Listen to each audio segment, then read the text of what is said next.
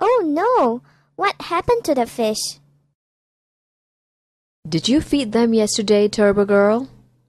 Oops, I forgot. Turbo Girl, the fish need food to survive. I am so sorry, little fish. Teacher, does the survival of the fish depend on food, water, and air just like us? Yes, Turbo Girl. Basically, an organism's survival is affected by the environment of its habitat as well as other organisms which live in its habitat. You mean there are other factors? I don't quite understand, teacher. Don't worry. Let us look at some examples. Look at these 2 pots of sunflower. The plant in pot A is so tiny. Can you tell what factor has caused the 2 pots of plants to grow in such different ways? Pot A is in a box while pot B is under direct sunlight. Both plants are planted in the same type of soil and watered with an equal amount of water.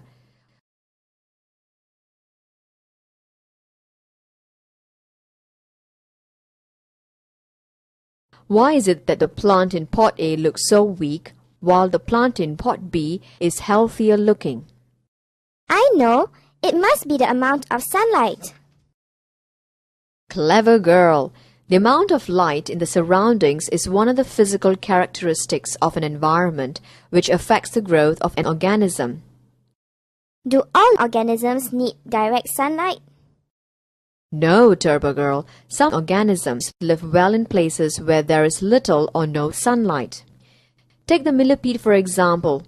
It is usually found living under rocks, soil or leaves because it is not tolerant of direct sunlight. It is also more active during the night. I see. A sunflower plant survives well under direct sunlight, but a millipede needs little or no sunlight to survive. That's right.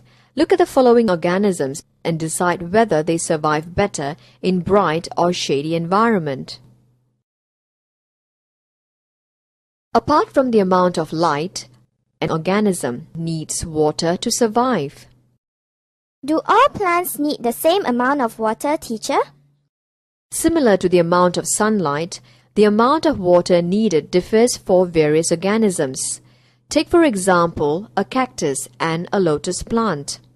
What kind of environment does each plant live in? A cactus thrives in a dry and sunny environment, while a lotus plant grows in very wet soil which is covered by water. Precisely. A cactus is able to survive in dry conditions, but not a lotus plant.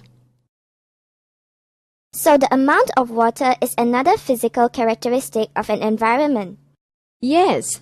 Now try the following activity to see if you are able to tell which organisms can survive in a dry environment. Are there any other physical characteristics apart from the amount of sunlight and the amount of water? Yes, Turbo Girl. The temperature in the surroundings affects the survival of organisms too. That's easy to relate. If the weather is too hot, we will be burnt. If it is too cold, we will be frozen.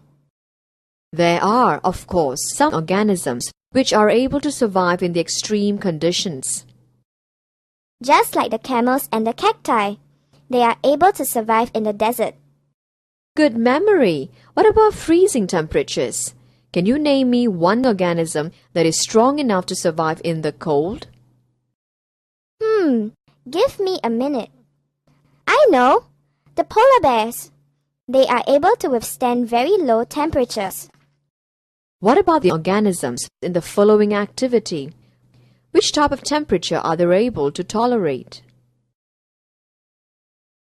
Does that mean if I want to keep a pet, I would have to consider whether the physical characteristics of the environment are suitable for it? Definitely.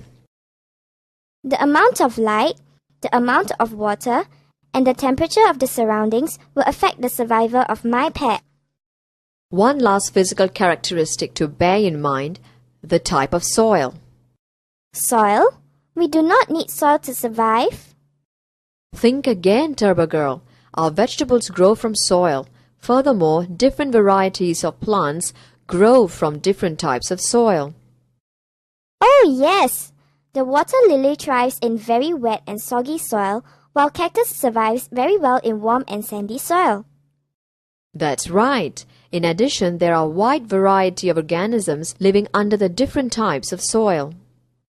I guess the earthworms will prefer to burrow under the soil, which is moist and not the sandy kind. Huh? Ow!